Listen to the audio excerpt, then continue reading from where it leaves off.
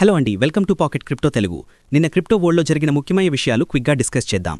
ముందుగా market flows విషయానికి వస్తే నిన్న బిట్కాయిన్ మరియు ఇథీరియం స్పాట్ ఈటీఎఫ్స్లో అవుట్ఫ్లోస్ రికార్డ్ అయ్యాయి. కానీ సొలానా మరియు ఎక్స్ఆర్పీ స్పాట్ ఈటీఎఫ్స్లో మాత్రం పాజిటివ్ ఇన్ఫ్లోస్ కనిపించాయి. తర్వాత యూఎస్ రెగ్యులేటరీ నుంచి ఒక హ్యూజ్ అప్డేట్ వచ్చింది. యూఎస్ హిస్టరీలోని ఇదొక ల్యాండ్మార్క్ డిసిషన్. సిఎఫ్టీసీ మొట్టమొదటిసారిగా ఫెడరల్లీ రెగ్యులేటెడ్ ఎక్స్చేంజెస్లో స్పాట్ క్రిప్టో ట్రేడింగ్కి అప్రూవల్ ఇచ్చింది. దీనివల్ల ఆఫ్షోర్ ప్లాట్ఫామ్స్లో కాకుండా బిట్నామియల్ లాంటి ఎక్స్చేంజ్లలో కూడా ఇక మీదట ట్రేడింగ్ జరుగుతుంది. ఫలితంగా ఇన్వెస్టర్ ప్రొటెక్షన్ భారీగా పెరుగుతుంది. తర్వాత ఐఎంఎఫ్ స్టేబుల్ కాయిన్స్ వాడకంపై ఒక సీరియస్ వార్నింగ్ ఇచ్చింది. 2025లో ఎమర్జింగ్ మార్కెట్స్లో జనం లోకల్ కరెన్సీని వదిలేసి డిజిటల్ డాలర్స్ వైపు వెళుతున్నారు.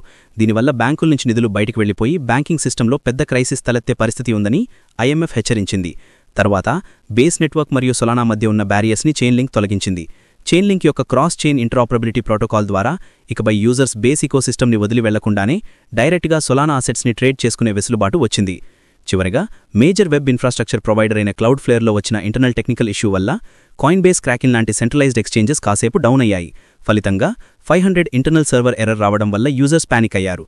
కానీ ఇది కేవలం ఇంటర్ఫేస్ ఇష్యూ మాత్రమే. బ్లాక్ చైన్ ఫండ్స్ అన్నీ సేఫ్గానే ఉన్నాయని గమనించాలి.